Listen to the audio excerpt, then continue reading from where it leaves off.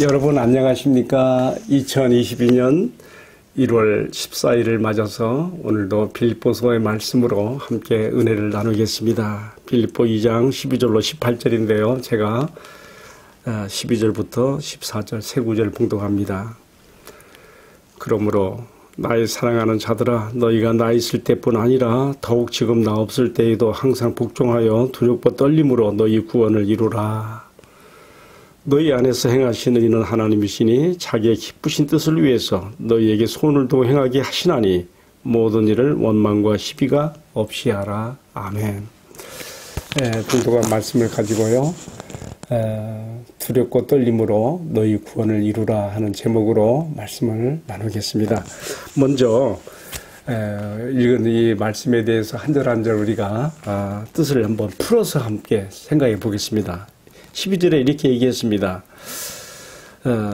너희가 지금 나 있을 때뿐 아니라 더욱 지금 나 없을 때에도 항상 복종하여 두렵고 떨림으로 너희 구원을 이루라. 지금 빌립보 교회 성도들에게 지금 바울이 이렇게 권면하고 있지요. 정말 바울의 마음속에 얼마나 깊은 애정이 담겨있는 이 교회입니까? 바울은 그들에게 너희 구원을 너희가 두렵고 떨림 가운데 이루고 가야 된다 이렇게 말하고 있습니다. 자칫하면 좀 오해가 올 수가 있어요. 왜 그런가 하면 우리가 아는 대로 기독교의 구원은 자력 구원이 아니고 타력 구원이잖아요.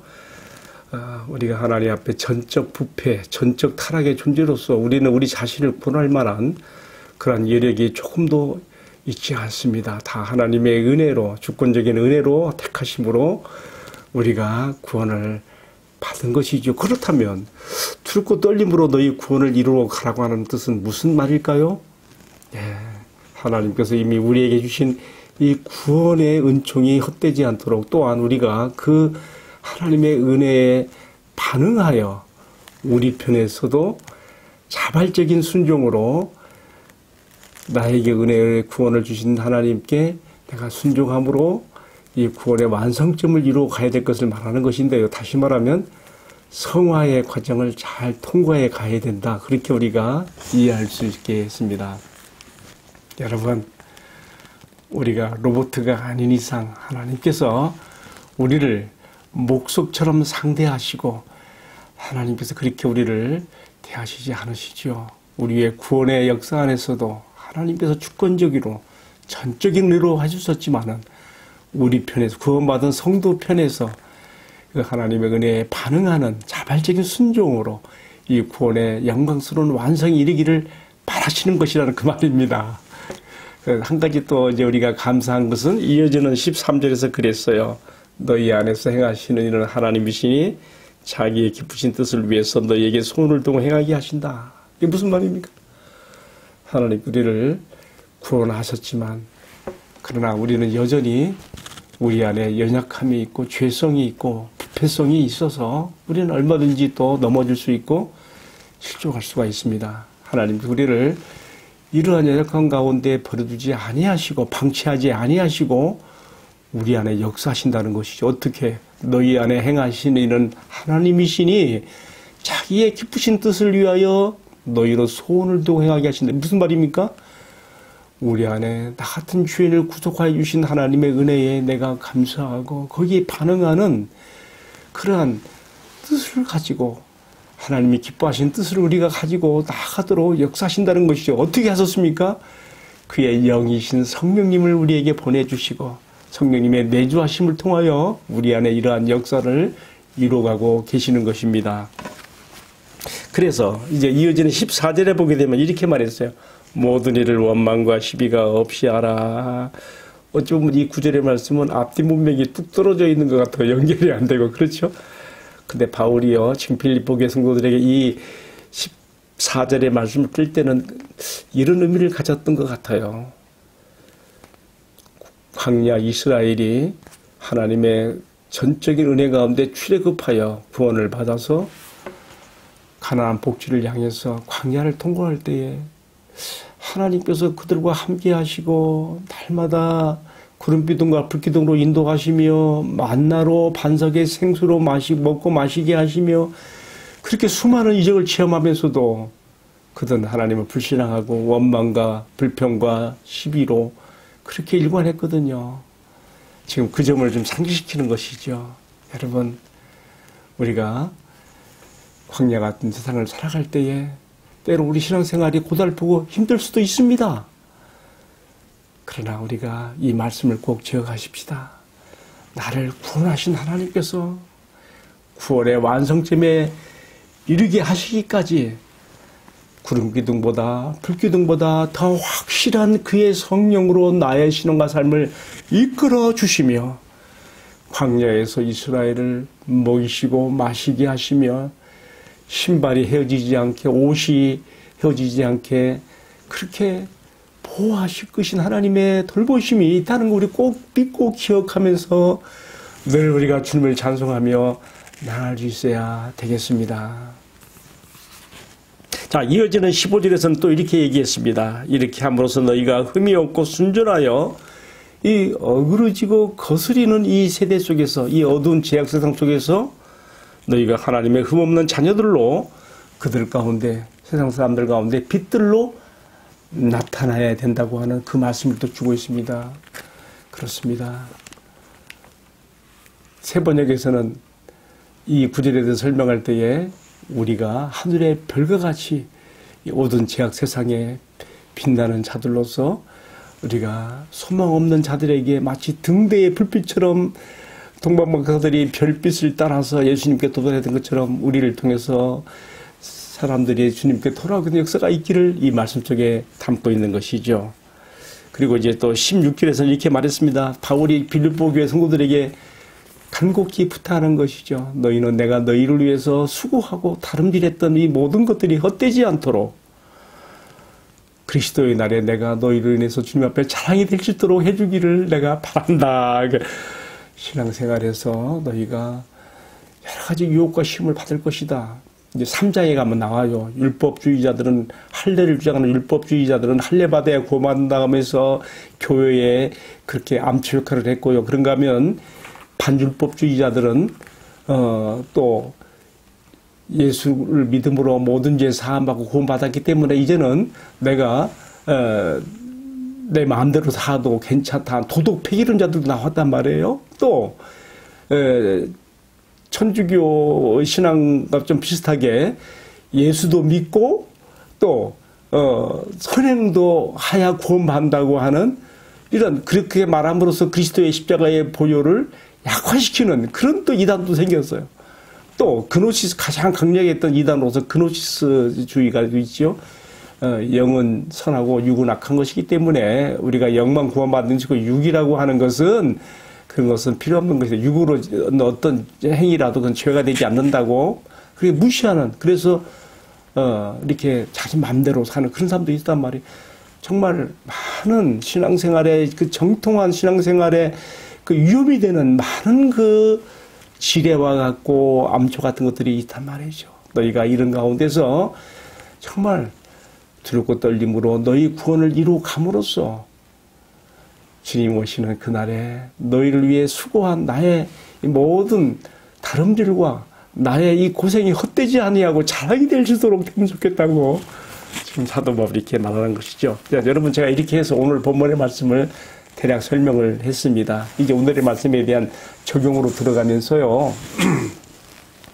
우리가 다시 한번 우리가 제목으로 정한 말씀, 제목으로 정한 그 내용을 생각해 봅니다. 두렵고 떨림으로 너희 구원을 이루라 하는 그 말은 우리는 우리 스스로 절대 우리 구원을 이룰 수가 없습니다. 전적인 하나님의 은혜로 선물로 믿음으로 받는 것이죠. 그러나 우리가 로봇가 아닌 이상 하나님께서 우리를 구원하신 그 은혜에 반응하여 우리가 자발적인 의지의 순종으로 우리가 하나님 뜻 가운데 살아가기를 바라셔서 이 말씀을 주신 것입니다.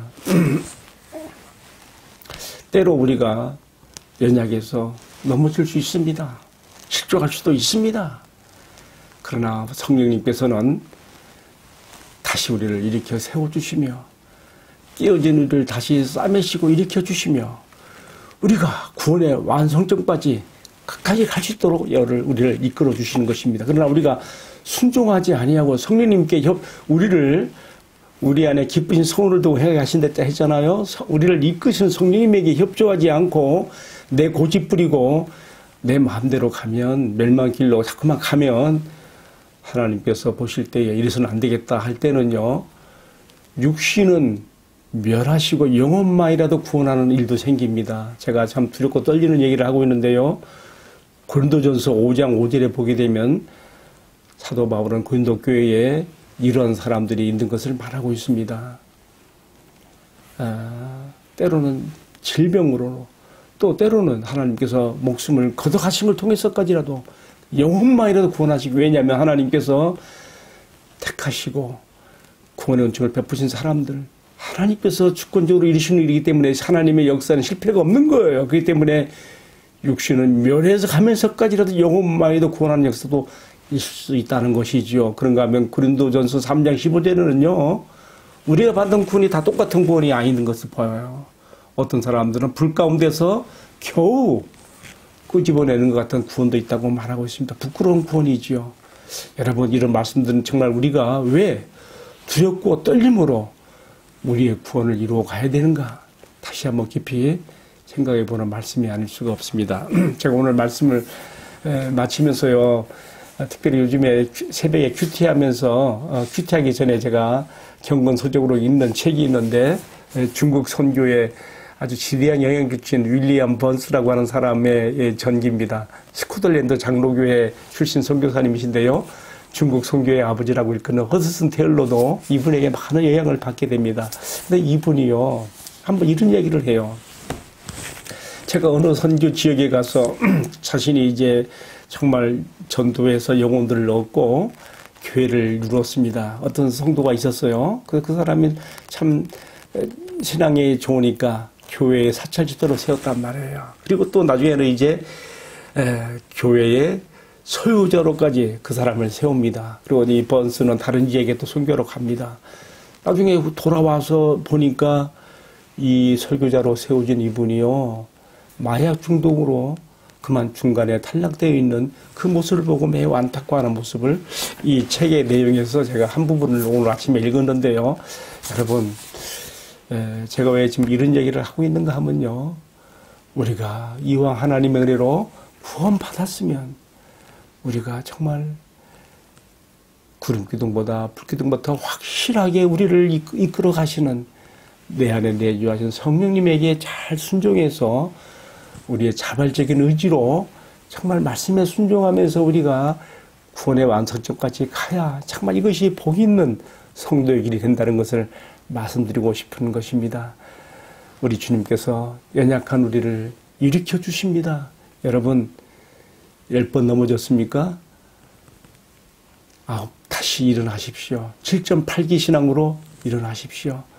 우리 성령님의 역사는 쓰러진 자 일으켜 세워주시며 깨어진 자 상처를 싸매시고 일으켜 주셔서 바른 길로 의의 길로 이끌어 가도록 해주시는 분이십니다. 여러분 오늘의 말씀을 마치면서 왜 우리에게 하나님이 전적인 은혜로 구원받게 하셨는데 왜 두렵고 떨림으로 너희 구원을 이루어 가라고 말씀하시는가? 우리가 이 점을 깊이 생각해 보시기를 바랍니다. 우리가 로봇가 아닌 이상 우리의 구원은 전적인 하나님의 은혜로 되어지는 것이지만은 우리 편에서 자발적인 순종을 통하여 아름다운 구원의 여정이 이루어가도록 하기를 바라시는 우리 하나님의 마음을 오늘 우리가 말씀 쪽에서 깊이 생각하고 받아들이면서 우리 모두가 다 우리 하나님 앞에 두렵고 떨림으로 아름다운 신앙의 정로에 승리하는 믿음의 생활이 되어지기를 주님의 이름으로 축복합니다. 기도하겠습니다. 우리 아버지 하나님의 은혜로 전적인 은혜로 구원을 받았는데 또 우리에게 두렵고 떨림으로 너희 구원을 이루어 가라고 하는 말씀을 주셨습니다. 주님 옳습니다. 우리가 이미 받은 구원의 은총에 감사하고 거기에 반응하여 자발적인 순종으로 주님 앞에 나가는 저희들이 되게 하여 주옵소서. 때로 넘어지고 실족할 때도 있었습니다. 주님 그때나 7.8기의 신앙으로 다시 일어서고 다시 일어서면서 성화의 분투적인 신앙으로 주님 앞에 나아가는 저희들의 모습을 볼 수 있도록 하시고 그때마다 주의 성령으로 우리를 이끌어 주시는 주님의 은혜가 충족하여 우리가 연약한 손과 피곤한 무릎을 일으켜 우리가 꿋꿋이 나아가는 신앙과 삶이 되도록 축복해 주옵소서. 이 모든 말씀을 우리 주님 예수 그리스도의 이름으로 기도하옵나이다. 아멘. 예, 마쳤습니다. 감사합니다.